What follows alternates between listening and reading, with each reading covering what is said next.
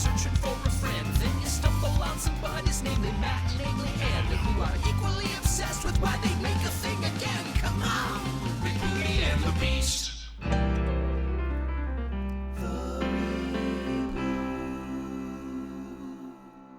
There is no escape. The only hope is the sweet relief of death. This is Rebooty and the Beast, a podcast in 2 parts. I'm Ann Burke. And I'm Matt Molinaro, and in the first episode we review an original piece of media, and in the later episodes we discuss the reboots. That's right, and we're still in the rebooted Mario universe. We are. We're getting close to the final level, if you will. Yeah, because it's this episode and the next episode, and that's it. Yeah, so we got to start brainstorming about what's next. Yeah. If you, listeners, if you have an idea, feel free to send us an email at rebootypod@gmail.com of what you'd like us to cover next. Yes, or find us on social media if you're not an email person, and comment on one of our social media posts on Instagram at rebootypod. Tell us, why haven't you done blank yet? Exactly. So I had not seen this before. It came out in 2023. Yes. But I had never seen it. Did you, other than watching it for this podcast, had you seen it before? I have seen it before, but not since it came out. So we saw it in the movie theater, I think, when it came out. That's right. Yeah, because I have a memory of me asking you about Chris Pratt doing the Mario voice the whole time, and you were like, they actually do something with it that kind of works. Yeah, exactly. So I have seen it, but only that one time, I think. Okay, and you watched it for a second time voluntarily, which I think speaks well of it. Well, listen, I will watch anything voluntarily again. I mean, almost anything. I will not watch Swept Away again in any iteration, gun to head, no. But but yeah, I'll watch a lot of things, whether I like it or not, especially for the good of the pod. Swept Away has to be the worst thing. I mean, we may not have given it the lowest rating, but it's by far the worst thing we've watched. In my opinion, yeah, especially the original, but... Especially the original. The reboot didn't do much, but the original Swept Away, and what was that painfully boring... Oh, God. Are you about to talk about that one iteration of Frankenstein? Oh, I almost forgot. Yeah, that one has to be. I almost forgot about that one. The Mama one? The Mama one, yes. The Mama Frankenstein. Oh, God. But no, I did voluntarily watch this again. You know me, I'm a Nintendo type person, so when this came out in the movie theater, I was excited. Yeah. I wasn't, 2023. I think the only thing that, I'm looking at the cast. So I'm not a big fan of Chris Pratt, personally. Nor should you be. Nor should I be. I, at one time, was a big fan of Chris Pratt. Yeah, back in the days of Parks and Rec, before we knew what kind of person he was, I was a fan. Yeah, and I think at this time, I don't know exactly what I thought. I think I was becoming aware of his true self, yes. The final boss. Kefka had been defeated once and had come back. But I don't know where I was at. But I was like, you know what, whatever. It is what it is, animated. So I love Mario, and I want to see what they're going to do with this. Plus, I love Jack Black, who plays Bowser. Anya Taylor-Joy, I like her. Yeah. Anything I've seen her in, Keegan-Michael Key. Good cast otherwise than that. So I was excited when it came out. I remember for sure, despite how I felt about Chris Pratt. And yeah. I just kept thinking, like we just kind of touched on, how are they going to do this voice thing? Because all the previews, he was not using the Mario voice, obviously. Yeah. So I was like, what's the deal? Okay, well, before we dive into it and explain the voice thing, do you want to tell me the summary? Yes. Do you have any other going into it thoughts of what you were hoping for like a new Mario movie versus what we've been watching? Well, it was 2023. I was optimistic when I saw the artwork for it, and less optimistic when I heard it was Chris Pratt. But I was like, okay, well, it's been 30 years since the last Mario movie came out. Wow. And it doesn't have live action, so maybe it'll be good. Right. And, as opposed to the last Mario movie, this looks like a Mario movie. Exactly. Yes. There are actual Mario characters and not weird made up things. Weird made up things. No Lena this time. Spoiler alert. Sorry, Fiona Shaw. Sorry. All right. Let's see. The summary from IMDb is Brooklyn plumbers Mario and Luigi are warped to the magical mushroom kingdom, tongue twister there, and Mario must team up with Princess Peach, Toad, and Donkey Kong to save Luigi from the evil Bowser. All right, I would say that is a pretty comprehensive summary. Yeah, and it's now 2023, so we have Peach instead of Toadstool, and we can cut the crap, okay? Yeah, and we've got Peach instead of some random archaeologist girl named Daisy. Oh my god. Archaeologist, that's being so kind. All right. Well, the movie opens with my first reaction was like, the animation on this looks good. Like Bowser's airship is like descending, it's kind of like his country is also an airship. Like it's just a big floating lava rock type thing. It kind of reminds me of like if you play a Mario game and you're on the map and you're going to go to Bowser's level, so to speak. Yeah. What the whole level would look like floating in the air. Yeah. That's a good point. And it's descending on this castle that at first I thought was the Toadstool Castle, but it ends up that, they drop the Koopa army and the Paracoopas and Magic Koopa. Kamek is there. I love Kamek. Is that how you say it? Is it Kamek, not Kamek? I don't know how people say it. That's how I say it. You usually are right in Wheel of Time World. And actually, let's be real. You're usually right. There, I said it. In pronunciation alone, listeners, do not edit that out. Wow. I'm actually gonna just edit that and turn it into like a little dubstep EDM number for the gym. You're always right. You're usually right.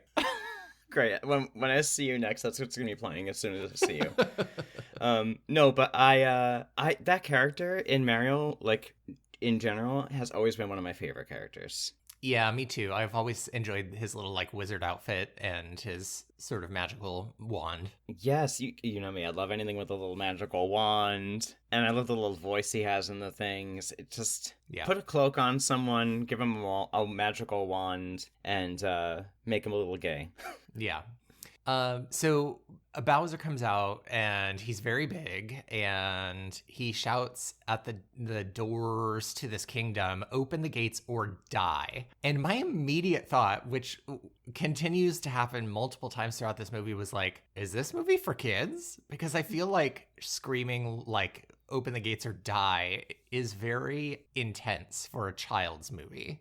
That's Am true. I wrong? I don't know if this is... Well, I guess this is for all ages, I would say. But it's a family film for sure. I did look up the rating, and it's PG, which says, like, there might be some things parents don't want their kids to see. But I was like, wow, Bowser... And also, I mean, partially, I would just never expect a Nintendo character to say, like, open the gates or die.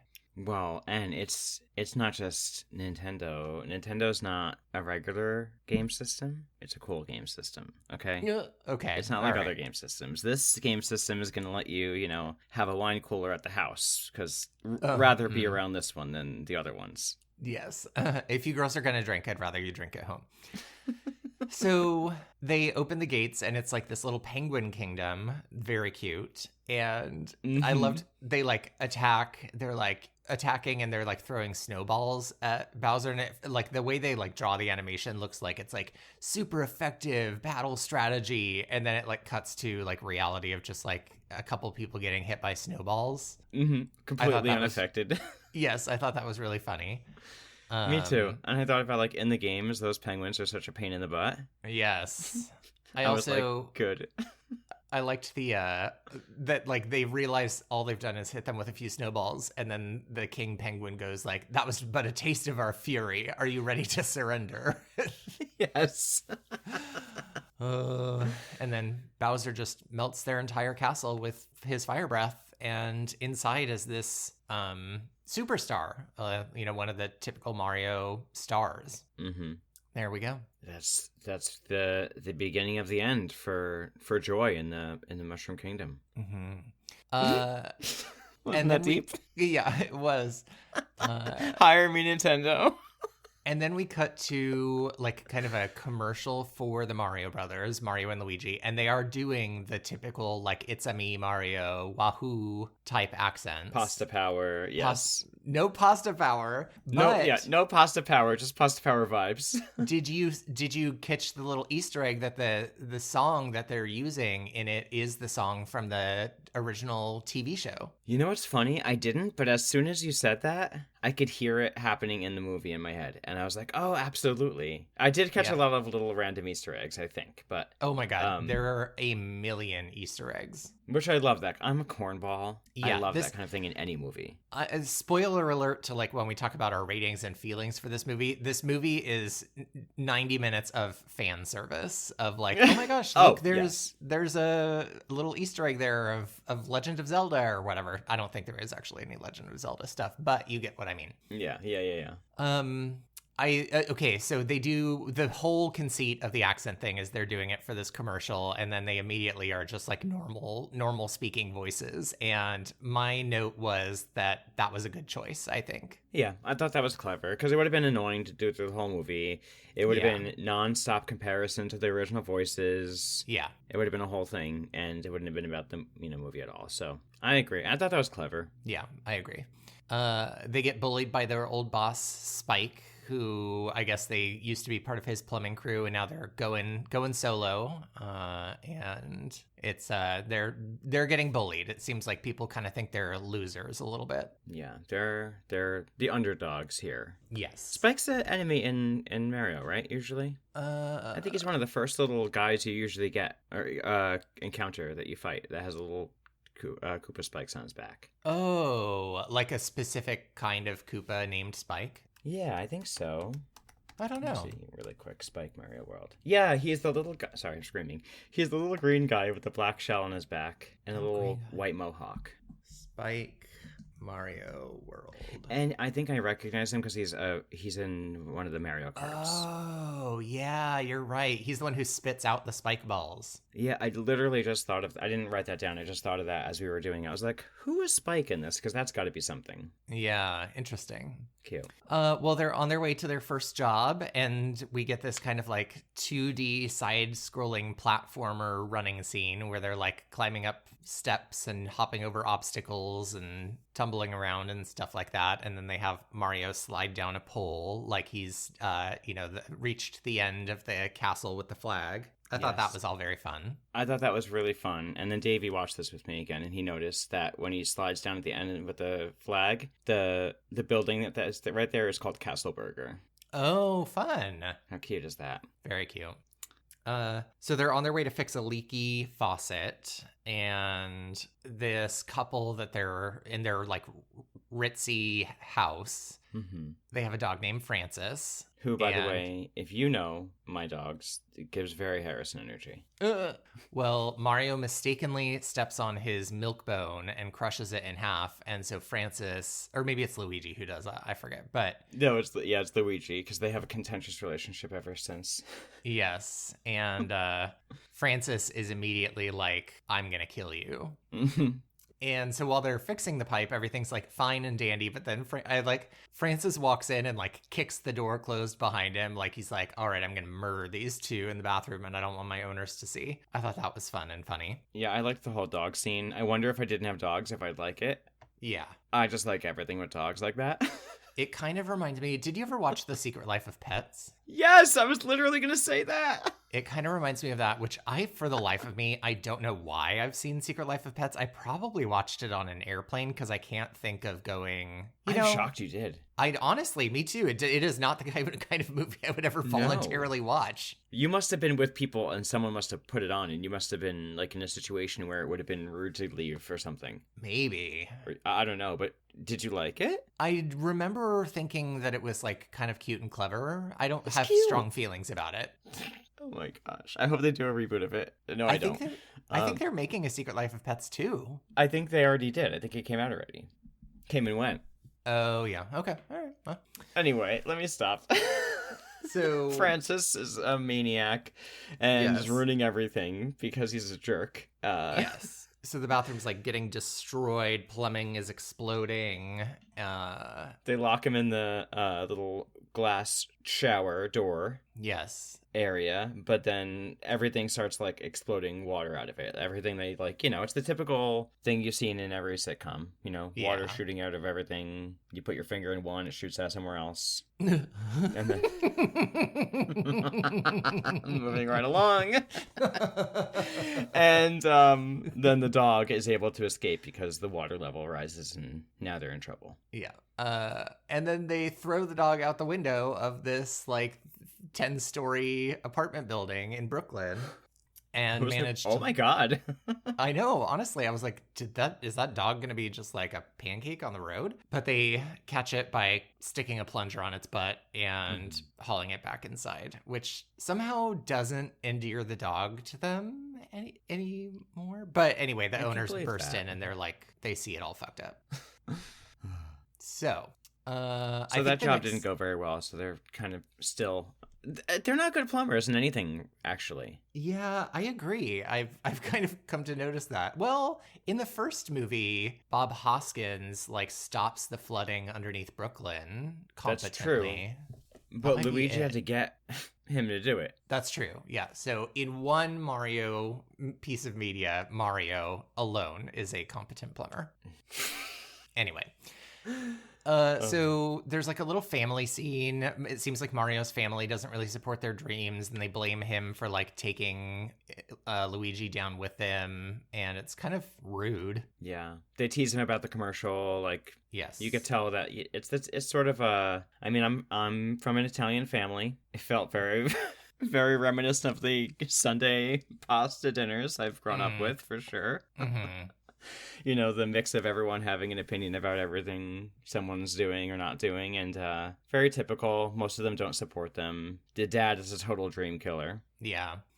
So Mario goes upstairs and plays video games, and he's playing Kid Icarus, which I thought that was a cute little Easter egg. Me too, I love that. And there was also a Star Fox ship on top of their TV. Oh, yeah. And then I think they see like the news, and there's like a big busted water main in Brooklyn, and they're like, let's go save the day, right? Oh yeah, someone's got to save Brooklyn. Yes. So I noticed though in this scene, I don't know if this was supposed to be an Easter egg at all, or if it is. But it just made me laugh. Something in this scene when they're talking about like they got to save Brooklyn, and someone says something like you'll never guess who I just heard from, or something like that. And Luigi says Destiny Del Vecchio from high school. Shut up. Wait, like, was that from the first movie? I was like, that just sounds like one of the names of one of the girls from the first movie, because it's not the same name we said, but remember the Mario's girlfriend in the first movie? Yeah, it was something just like that. It was like Monica Vertucci or something like that. And when I heard Destiny Del Vecchio from high school, I was like, wait, are they just... I don't know if this is, but if this is not... It's clever. I really wish they had done like Monica Vertucci or whatever her name was. That would have been amazing. Anyway. Okay. So they head to this busted water main. There's a big swirling whirlpool. They get like sucked down into it. There's like comedic swinging on pipes and things bursting, and then they fall through a wall and are in this room with like pipes that are like the typical Mario warp pipes. And they get sucked into one of them. Yeah. And while they're down there, I thought it was cute that very subtly they had like the underground Mario music playing. Yes. That was fun. Also, I thought in this part when they go to this, they go through the pipe now and they go through this magical cloudy scape through this invisible pipe until they're, ultimately they get separated into different areas. In that scene, it kind of looked like how it looked when they went to the other world in the other movie. A little bit, yeah. But not corny and like a screensaver. But like, right, he's not spinning amongst a bunch of animated geodes. Yeah, it was kind of like the same. It was like what they maybe were trying to do. Yeah. I liked the in-between world. It was kind of like fun and ethereal and Kirby-ish. Yeah, Kirby-ish. It was fun. Yeah, me too. So they're screaming and flying in the air as they're getting warped around, and Mario says nothing can hurt us as long as we're together. And then of course they immediately get separated and sucked into different warp pipes, and Luigi gets sucked into one that looks like it's taking him to a lava world, and then Mario ends up in the Mushroom Kingdom. Now, The Mushroom Kingdom has these giant mushrooms, and my immediate thought upon seeing those was like, ugh, I want giant mushrooms in my life. Me too. I have always just loved the visual of a mushroom. Yes. Like that. I used to have this character I used to create and draw as a little kid that was a mushroom girl. Mm-hmm. She had a big mushroom hat. I'm not going to get into it. I had a whole thing about her. I have a little mushroom purse I bought that I'm like, when am I ever going to wear this out? But it's so cute. Yeah. I love that kind of stuff. I want that life. I want that life too. Now that I'm working on my leg tattoo sleeve, which is all like floral and garden, and I'm like, I have this little empty spot. I'm like, maybe I should do a little cute mushroom or something to fill in this spot. Yes. That'd be cute. It goes. Okay, so giant mushrooms. Oh, and this is where he meets Toad, who is played by Keegan-Michael Key. Mm-hmm. And I really don't like when they put like voice effects on top of somebody's voice, and so I found the voice pitch that they did on him pretty annoying. Okay, I don't remember really. It bothered me, so. Oh, well, all right. I guess I'm overly sensitive. And he says that he tells Mario that, oh, if he was heading toward a warp pipe with like lava and stuff, your brother is in the Dark Lands. Bum, bum, bum. Dun, dun, dun. Which we immediately cut to Luigi in kind of like a spooky, scary Halloween type world. And he is attacked by dry bones. And again, if I had a child, these things are like crawling out of the earth with like red demon eyes to attack Luigi. And he like kicks one and it falls apart and then reassembles. And they like literally come after him like zombies. I think that's scary for little kids. It might be. I don't know. I don't have kids. Yeah, true. I think kids are very desensitized to things these days, unfortunately, based on some of the things I've seen young people watch. Maybe. But I think they're trying to suspend disbelief because these are like cartoon creatures, you know? Yeah, they're already bones. skeletons. But it is scary. I mean, this part would be scary for a kid especially. Yeah. I like this part a lot, though, because Dry Bones is also one of my favorite like characters in the Mario universe. Yeah, I like Dry Bones, too. And then Luigi runs into a castle to escape them, and he's like hiding in there, and I immediately was like, oh, this is very like Luigi's Haunted Mansion coded. Yes, he's even got his little flashlight. Yes. And the power goes out, and then there's a lightning flash, and you see like a bunch of Shy Guys behind him, which I thought was really fun and creepy. Yeah. Shy Guys are one of my favorite characters from the Mario world. Yeah, I love the design of a Shy Guy. I love a Shy Guy. Oh, God. Okay, so... Then we go back to Mario and the Mushroom Kingdom, because they're going to go to see Princess, princess, because she can help. Yes, and they get up to the castle. There's like a lot of this movie is just like little animation sequences of them like traversing things in a Mario game type style. So they're like jumping across floating platforms and walking across a series of blocks and blah, blah, blah.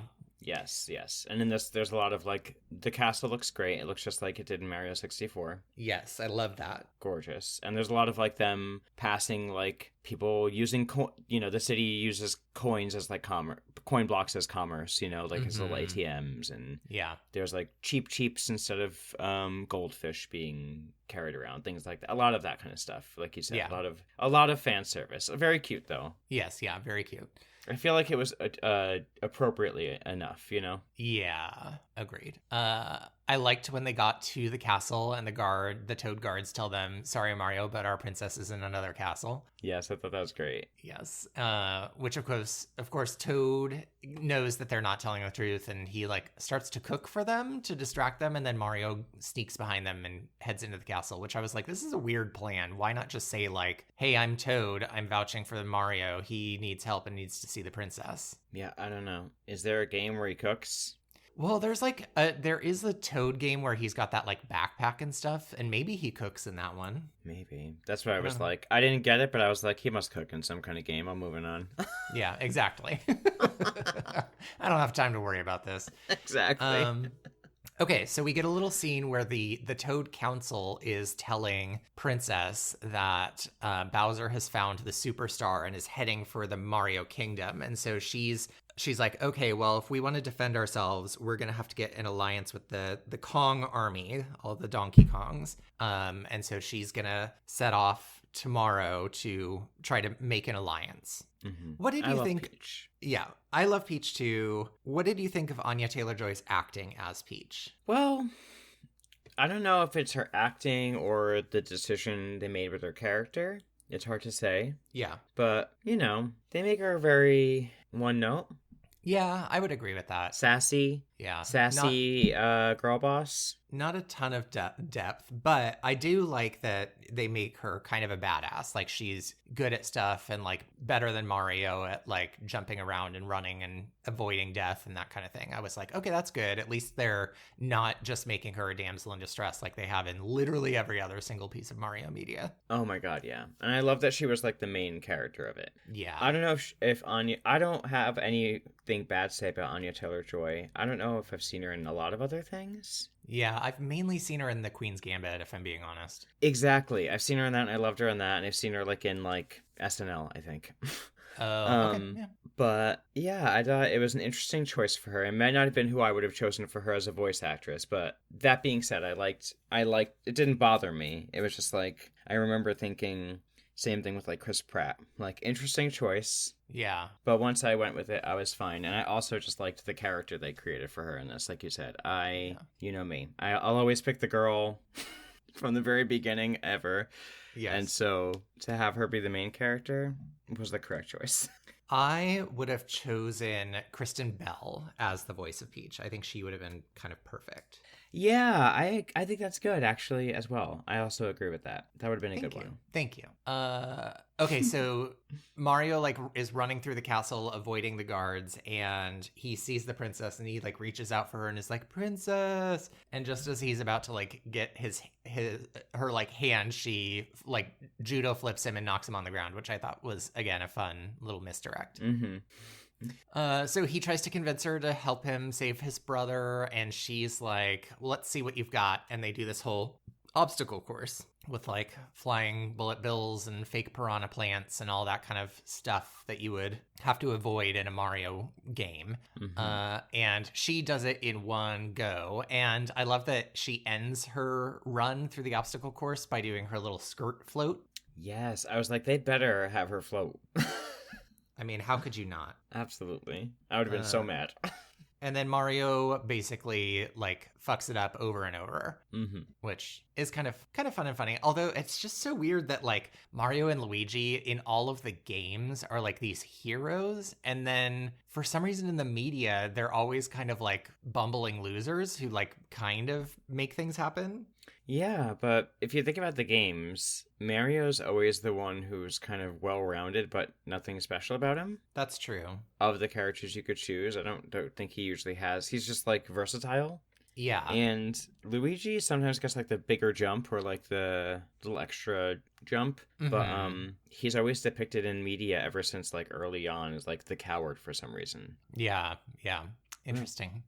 So eventually he almost makes it, and then we cut to a scene with Bowser where he's having, like, a rock party, and he declares his news to his subjects that he is going to propose marriage to Princess Peach, and everybody kind of, like, looks at each other, and then somebody in the crowd goes, "Doesn't she hate you?" I love that part. I thought that was really funny. But yeah, it seems like he is trying... His characterization is a little interesting because he is kind of like the typical Bowser, but he also is like... seems to clearly have feelings for Peach and, like, wants to marry her and wants her to like him also. But as we know, bullying people is not the solution to get. He's very Gaston coded. Very Gaston coded. That's a really good analogy. Yes. Okay. Oh, and then Luigi's on his way to the castle. and we get this weird little like flashback scene of Luigi playing with toy blocks as a kid and some bully knocking them down, and Mario comes up and like comforts him. And so it's just like kind of this weird moment of like Luigi thinking about his brother looking after him while he's being held captive by the Shy Guys. I think it was like Mario always saved him Okay. in the past, and now they're separated, and they were always good if they were together. Yeah. And now he doesn't have them. Yeah. I did like that they threw baby Luigi and Mario in there. That was another little fun thing of fan service. Me too, because earlier when they were in like the Mario family house, there was a picture in the background of baby Mario. Oh, was there? I missed that. And I was like, oh, that's a cute little Easter egg. But then when they did this, I was like, oh, never mind. That's not that cool anymore. Yeah. So then we cut to Mario and Princess and Toad making their way toward the Donkey Kong Kingdom. They go through a desert. They go through a little tropical area where you can see Yoshis in the background. Yes, I love that. Including a pink Yoshi, which was always my favorite. I always wanted to be pink Yoshi. I love the pink and I like the light blue. Like the Skittles. Yes.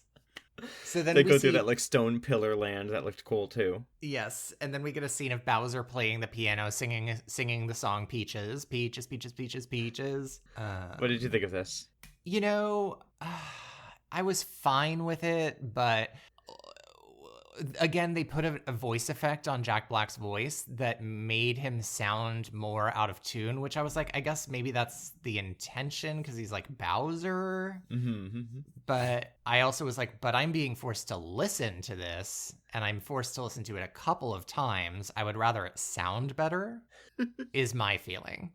This is an American Idol, okay? I know. I just saw a video again. I know you and I pressed your chair around. I know you and I love Kelly Clarkson and we talk about her too much. I just saw a As if meme. there isn't too much. But go ahead, sorry.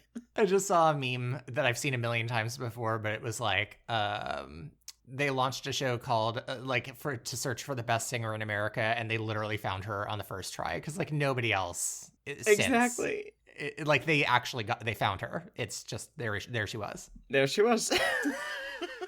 Anyway. Okay.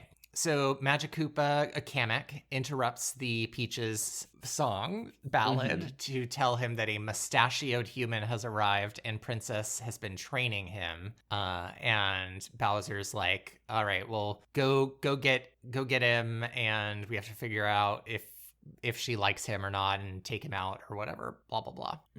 I like that while they were talking about it, they were playing the little music. Yes. That was cute. That was fun. I also like this next scene because it starts out in a field of fire flowers that actually looked like the fire flowers from the game. Yeah, it's really pretty. Yeah, it was really pretty. And for the first time, the fire flowers actually look like they did in the game. They didn't make them weird in a movie or cartoon. Yeah. I think this was a good example of like, a lot of times, I think the world needs to stop having an obsession with making like that live action is the pinnacle of everything, because like this wouldn't look good in live action. And so just like let it be what it is. 100%. Anyway. But this is where they're like, I think it's Mario and Peach, and they're talking about their memories, and she doesn't remember where she was from. She just remembers arriving here, and all the toads were like taking care of her until she was old enough to be their princess. Correct. Which I was like, you're just some abandoned child walking into their already formed society, and they decide to make you their princess? They love her. The storyline literally care of her. She literally says, and they took care of me until one day I was ready and became their princess. And I was like, what is that? What do you mean you were ready and became their, just like one day it was like, oh yeah, well, here she is. Better make her our princess. They're like, okay, she's of age. Right. It was so random. Well, she's the only human there until Mario gets there. And they just decided she knows better. Yes. I think then we get Luigi being brought by the Shy Guys to Bowser, and he tortures Luigi by plucking his mustache hairs out for information on his brother. I like that. I like when she was like, he's asking him questions about his brother, and he goes, do princesses find him attractive? Right. And then he's like leaves the room saying like I'm gonna make you watch me kill your brother or something like that. And I was like, Jesus Christ, this movie is so dark for this. Okay, that line, and then immediately we cut to Luigi dropping into like a cage above a pit of lava, and in that room are like all the penguins that were kidnapped, along with one of those little stars from Mario Galaxy, like one of Rosalina's stars, and that's Luma. the Luma, yes, and that Luma is like a super depressed, nihilistic creature, and it says, "That's where my line. There is no escape. The only hope is the sweet relief of death." And I was like, "Is this a children's movie?" Yes, and it has like this adorable, like cute baby voice. Yeah, I'm pretty sure that it was like the daughter of one of the directors that they had do the voice for that character. Yeah, and I normally don't like a baby voice, but it was like one of those like almost otherworldly voices. Yeah. So I actually love I actually love that little Luma, and I knew you were gonna pick a quote from that Luma. I mean, of course, but also, I mean, I also loved it if I weren't watching this going, who is this movie for? Yeah, I really think it's more for adults. I really do. Yeah. It felt like it was marketed that way. So then we get a little, we cut back to Mario and Princess and Toad, and they arrive in the Donkey Kong Kingdom, and we immediately get a go-kart scene with the music from Take On Me, one of my favorite songs of all time. Love that. And again, it's just like a fun like race scene. There's like banana peels being tossed, of course, and we get like the cart is like has like a parachute, just like Mario 7 or Mario 8, whichever one. And he takes them to King Cranky Kong, which I don't know if that's a real character in the games or not. Oh my gosh, yes. Is he really? Wait, have you played Donkey Kong games? No, I've never. I don't okay. like monkeys, and I've never liked Donkey Kong. You are. I don't even know what to say about the monkey rule. What? You don't play Donkey Kong because you don't like monkeys? I mean, pretty much, yeah. You watched Jumanji. The monkeys are a very small part of that, and they have a gun. A monkey with a gun is much more fun. Oh my god, that is wild. Okay, well, Cranky Kong is in all the Donkey Kong games, yes. Okay, all right. So I understand why you wouldn't know that. He is played by Fred Armisen. I love Fred Armisen. Yeah, me too. And he tells Princess that I'll give you my army if you can defeat my son in the Great Ring of Kong, which is like this gladiator style auditorium obstacle course thing. Which feels like a Donkey Kong game-ish, because if you play them, there's a lot of like levels and vines to jump from and the items and things like that. So Donkey Kong himself arrives, DK, if you will, and he is like flexing his pecs for the audience, which I was like, okay. And then he's waving to his dad to get his attention, which is King Cranky Kong. And as he's like, hello, dad, he literally is gyrating and thrusting his pelvis. And I was like, what is happening? Who is this movie for? Why is he pelvic thrusting at his father? He is a big dope. He sure is. And of course, once the fight starts, Donkey Kong immediately beats the crap out of him. Little word to the wise from me to you. If you ever are given the chance to fight a gorilla, don't do it. Because the gorilla will win. And that's right. I forgot about this part. When he was practicing with Peach, he learns that in this world, humans, if they eat power-ups in these blocks, they like get these special powers. Yeah. But Mario hates mushrooms, the flavor of mushrooms, somehow. Yes. Because he's psychotic. I love mushrooms. I love mushrooms. I would be having a hard time not eating more of them. Yeah, agreed. It'd be a problem. Especially if they give me superpowers. Come on. Goodbye. Hello. Oh, but yeah, he's looking for power-ups in this battle against DK. He finally finds one, but it's a mini mushroom. Not good. He's getting his ass beat until he gets a cat suit item. Yeah, so I know that this is from a game, but my immediate thing was furries everywhere are jerking off in the movie theater watching this Mario in a cat suit. Fighting Donkey Kong. Fighting Donkey Kong. He does win. He's able to beat Donkey Kong as in his fursona. And Boy, I love that. In the audience, you wouldn't know this character, but I have to point her out, is Dixie Kong. One of my favorite Donkey Kong characters, obviously, because she was the first girl, and her hair is a ponytail that looks like a banana. That's cute. I do like that. So they are able to, because he beat Donkey Kong, they get the Kong Army. And they have a scene where they're like, we need carts, and so we get like kind of again like fan service, like the rotary dials of customizing their Mario Karts, which was cute. That was a lot of fun. I love that Toad is in this like big monster truck. Yes, which kind of feels like whenever Toad gets a car in those games, it's always like a huge truck of some type. Yeah, he's got some size concerns going on. Toad he does. Okay, then we cut back to Bowser, who is practicing a proposal to Peach with a bouquet of piranha plants, and we see Kamek dressed up in Princess Peach drag, which I thought was very funny. That was great. I was like, you look gorgeous, honey. You look beautiful. And then he finds out Mario's on the way, and so Mario and the monkeys, the Kongs, are driving on Rainbow Road again, just like a fun thing. There's an ambush. They're attacked by Koopas. Weird flirtation scene that they're playing. They're doing this thing where like Mario, ooh, we know you like Peach, and everyone's like, you're bad at flirting with her. Yeah, I thought that was fun. I like when they get attacked, Toad screams, "I'm too cute to die." Yes.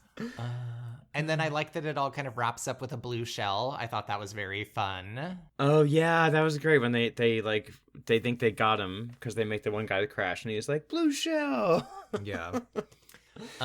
So Mario and Donkey Kong get like kind of blown up and thrown into the ocean, and the Paracoopas kidnap everyone else. So like all the monkeys and Peach and I guess not Peach. Peach and Toad make it out, but they capture all the monkeys.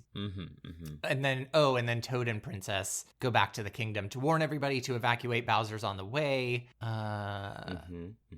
And Bowser shows up and declares his love for Peach, and she's like, "I would never marry you." And so, of course, men take a note from Bowser's page. She says no, and what does he respond by doing? That's right, torturing one of her best friends until she agrees to go out with him. So exactly, teaching the boys good lessons here. Yeah, wonderful. Okay, so she agrees to marry him. Kamek says all of the prisoners are going to be invited to the royal wedding where they will be ritually sacrificed. Kind of fun. And then the prison gets all these extra captives. Yes. Because they captured all the Kongs. Correct. Meanwhile, Mario and Donkey Kong, turns out, are alive in the stomach of a giant eel that swallowed them. And inside that eel, they find Donkey Kong's cart, which has like a missile-type barrel. Which is, if you play the game, very common an item, like one of those barrels that you go into that like blasts you out, or he has a barrel that he can use that he... some barrels are like rockets, basically. Okay. So they rocket out of the eel. And then, let's see. Oh, then we get the wedding. So at the wedding, we're seeing all the guests. So a lot of fan service Mario characters. We've got King Boo. We've got King Bob-omb. Yes, I was like, I thought there were going to be Boos earlier in the game because they were doing all the Luigi being scared stuff with the flashlight. Yeah. But I was like, okay, at least we get a King Boo. Yeah. And then Peach getting ready. She's got her bouquet, and Bowser's in a pink tux. Oh yeah, Toad brings her a bouquet, and there's like a nudge, nudge, wink, wink. Like maybe there's a secret plan. Exactly. And I love this. So Kamek immediately opens up the book and starts saying, "Dearly beloved," and like before he can even say beloved, Peach punches him in the face, knocks him out, and in her bouquet is an ice flower, and she freezes Koopa and like the gears that are lowering everybody into the lava. And so I like that Princess isn't just like waiting for rescue. She is an active participant in this whole thing. I think that's good. Me too. And I like that when she punches Kamek out, someone in the crowd goes, "Drama." Yes. Okay, so Mario and Donkey Kong show up. They're getting power-ups. They're kicking ass. We see Tanuki Mario, so he can fly with his little raccoon tail. One of my favorite items in the game. Yes. He never turned into a statue, though, which was always one of my favorite things that Tanuki right. Mario could do. Mm-hmm. And then Peach gets the ice flower, and she's basically Elsa. I know, I thought the exact same thing. Right?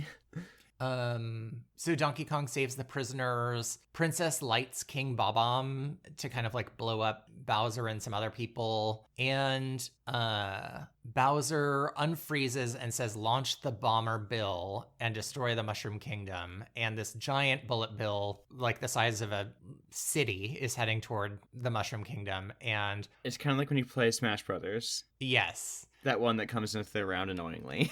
Yes, and Mario pokes it in the eye to distract it, and it starts chasing him, and he leads it toward the warp pipes, and so this, like, giant bullet explodes in the, like, in-between world, which seems to make, like, the dimensions collapse on themselves, like, There's like kind an of like... implosion. Yeah, so you suddenly, like, the Mushroom Kingdom is also in Brooklyn. Everything is kind of connected now. Unlike in the original movie where it's like they're digging and pipes burst. Yes. And all of a sudden a galactic shift in the universe from to when the meteors came for the dinosaurs. Yes. Oh god, the dinosaurs. Okay. You mean the single cell organism, a T-Rex? Exactly. Jesus Christ.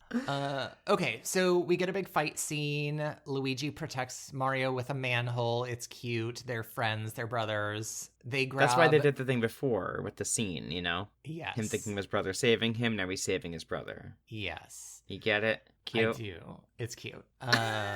So they grab the superstar together, and they're invincible, and they beat the crap out of everyone, including Bowser. Big fight I like that scene. they spin him by the tail. Very fun. Agreed. I like the game. And then, let's see, Princess stuffs the blue mushroom in his mouth and shrinks Bowser down, and they stick him in a jar, and that's how they deal with Bowser. Good job. Yeah. The next thing, so this is now the end of the movie, and it's like Mario's alarm goes off, and he like starts getting ready. Him and Luigi, they like clink their coffee cups, and then they like open the door, and they're like in the Mushroom Kingdom still. But like, are we meant to believe that the worlds stayed merged, and now Brooklyn has mushroom people in it? I don't think so. I think they just moved there. Okay. I think they're just like, oh, well, let's just do our thing in the Mushroom Kingdom. Interesting. Okay. All right. Yeah, they were over it. And then the movie ends, and the little Luma comes back and says, like, that's the end. Happy, right? Or is it? Because now everything is gone. All that's left is you and the infinite void. And then the credits roll. And Matt, I stayed around and I waited for a post-credit scene. Wow. And there was a post-credit scene. It was a reprise of Peaches, Peaches, Peaches, Peaches, Peaches, Peaches in his tiny little jar. And then a toad guard like flicks his little jar and knocks him over and says like, be quiet, and closes the door. Yes. I'm proud of you. Thank you. Oh, God. Okay. I have like 10 pieces of trivia about this, so I'm just going to run through them. Let's hear it. Okay. So in the pizzeria, in the first scene with Mario and Luigi, there is a game cabinet with a poster on it for a film, for something called Jumpman, which was the original name of Mario when he appeared in the Donkey Kong game in 1981. Yes, I noticed that too. And apparently, Mario gets his name from the landlord of the Nintendo of America's warehouse, where they like first started, and his name is Mario Segale. So he is the progenitor of the Mario character. Oh, that's cute. During the scene in the Mushroom Kingdom, you can see a Toad buying an NES cartridge at an antique store, and the owner of the store tells him to blow into it to get it to work, which is just such a fun blast from the past for all of us who are used to breathing and hot breathing on those things to try to get them to play. Mm-hmm. There's a French restaurant called, and I'm going to mess up these words because they're in French, Chasse de Canard, which translates to duck hunt. Another fun Easter egg. Oh, cute.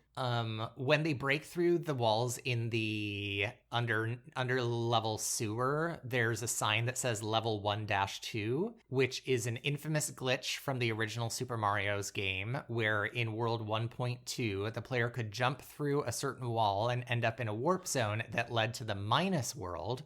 And for years, fans believed that it was a secret world built into the game, while in reality, it was a glitch that led to an improperly loaded environment, creating an unwinnable situation. I remember that. Spike, the character Spike, is actually a character from Mario and Luigi Punch-Out. Oh, no, sorry. He was in a game called Wrecking Crew, where Mario and Luigi work as demolition workers. So he was a real character, too. Oh, fun. This is the first time in non-video game media where Princess Peach is referred to as Peach and not Princess Toadstool. Okay, well, there you go. This is the first video game adaptation to gross over $1 billion worldwide. Amanda Seyfried, Emma Stone, Chloe Grace Moretz, Jennifer Lawrence, Mandy Moore, and Kristen Bell were all considered for the role of Princess Peach before Anya Taylor-Joy was cast. That's so funny, because I almost said Mandy Moore would have been a good choice too, but I thought you'd be like, shut up. Yeah. And then my final piece of trivia is this is the second highest grossing film to receive a rotten score on Rotten Tomatoes, the number one being The Lion King from 2019. Wow. I'm going to send you a picture. I don't know if you noticed, or if it was part of your trivia and I missed it, but the Jumpman scene, the guy playing Jumpman is styled like the original Jumpman, also like Mario would have been. Yes. How cute Wahoo. is that? It is cute. I loved that. I was like, okay. Yeah, I loved all the little Easter eggs. Yeah. Do you want to tell us about the ratings? Not really. Okay. Let's just skip talk. it then. I'm just kidding. It's the IMDb score is 7.0. Okay. The Rotten Tomatoes tomato meter is 59%. Okay. And the audience popcorn meter is 95%. Interesting. So critics were much harsher on this movie than audiences were. Yeah, definitely. Okay, so this is the 5th piece of Mario media we have watched. So far, we have not broken above a 3 for any of it in the past. I think far and away, this is the best Mario media that we've seen. Like, no question at all. Do I think it's good? It's fine. I'm gonna say, like, if you've never seen it and you're a fan of Mario and you've got 90 minutes, sure, go ahead and watch it. It definitely gave more character development and nuance than any of the previous ones. Not a whole lot more, but more. And it was pretty to look at. So I'm going to give it a 6. Okay. 6. I think I'm probably going to give it a 7. Yeah, I think I'll give it a 7. 7 even. I liked it. I thought it was good. I didn't have any major issues with it. I thought it could have had... I think some of the scenes were a lot of okay, we get it, going through a level, like you said. Exactly, yeah.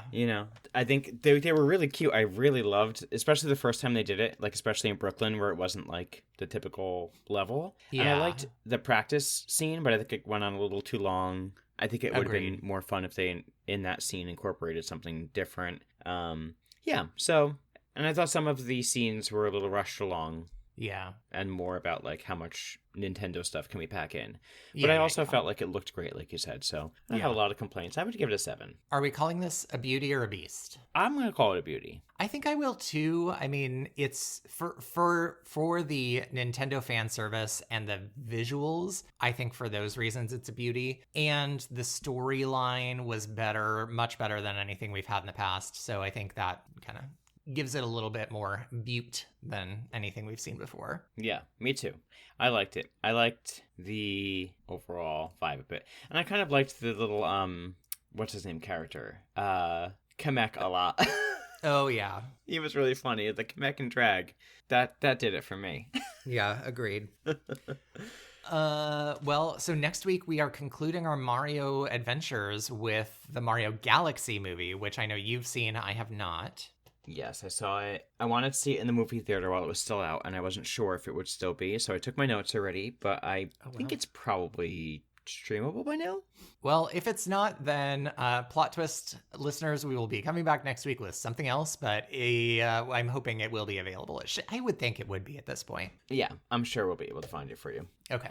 In the meantime, listeners, if you would like to help our podcast grow, the best thing you could do is to rate and review it on whatever platform you are using to listen to our episodes. Yes, and if you would tell a friend who you might think be interested in our show, that would be great, because word of mouth is the best way to get us around. That's right. And our social media is RebootyPod on Instagram, and you can email us at rebootypod@gmail.com. We do love getting emails, so if you want to tell us what media we should cover next, let us know. Yeah, and thanks so much for listening to Rebooty and the Beast. See you next week. Bye. Bye.